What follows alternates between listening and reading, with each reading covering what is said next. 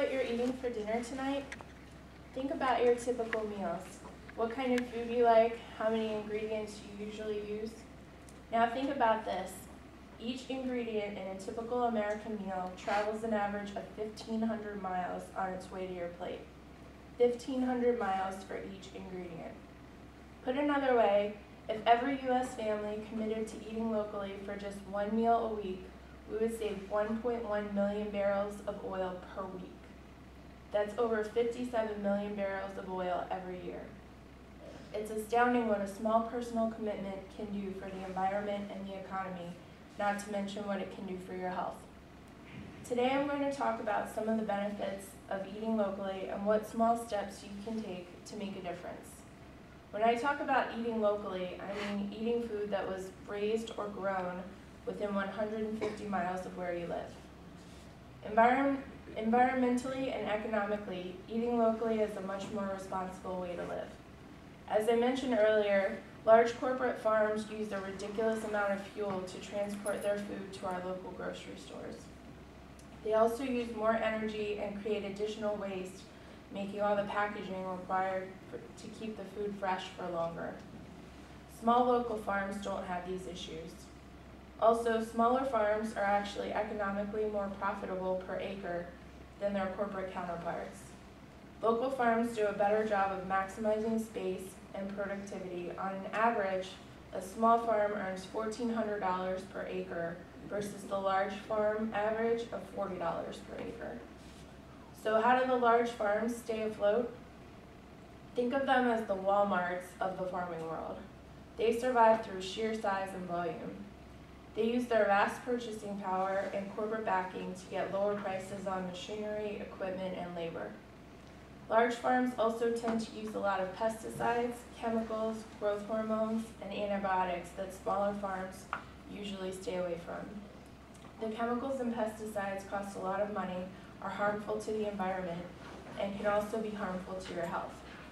The hormones and antibiotics used have been linked to increases in cancer and mutation of medicine-resistant strains of diseases. In addition to all that, local food is fresher, so it retains more of the essential nutrients your body needs to stay healthy. All of these facts are powerful motivators, but what can you personally do about it? First and foremost, educate yourself. There are tons of resources out there if you're willing to look for them. In 5 minutes, I can't fully explain all the benefits of eating locally. There are all sorts of other benefits that you can research, ranging from global economic factors and fair trade practices to agricultural sustainability and the rapidly declining varieties of plants and insects. The USDA maintains a huge web presence with all kinds of resources, from facts and statistics to lists of local vendors and farmers. Or just Google the phrase "eat locally." You'd be surprised at how many results are populated.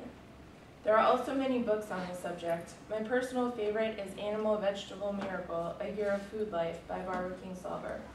The book chronicles her family's experiment to move to Appalachia and live off the land for a year. In addition to a narrative describing their experiences, the book contains recipes and advice for how to make the best of eating locally. Obviously, not everyone can uproot their family and move to a farm, so what else can you do? Start small. Substitute 1 or 2 ingredients you would normally buy at the grocery store with something you got at the farmer's market, like tomatoes or corn. Easy, right? Pay attention to the labels at the grocery store. Many mainstream stores are starting to offer local alternatives. Giant now offers Delmarva raised chicken and beef, and Whole Foods sources a lot of their produce from local farmers. Research the restaurants you patronize. A lot of the family-owned restaurants in the area source their food locally. Look into community-supported agriculture or CSA programs in the area.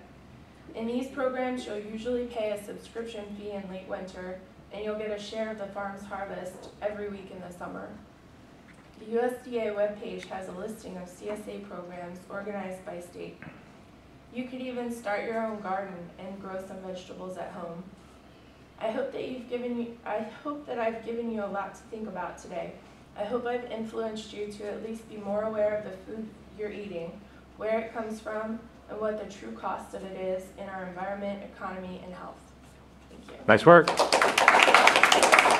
right, Kimberly.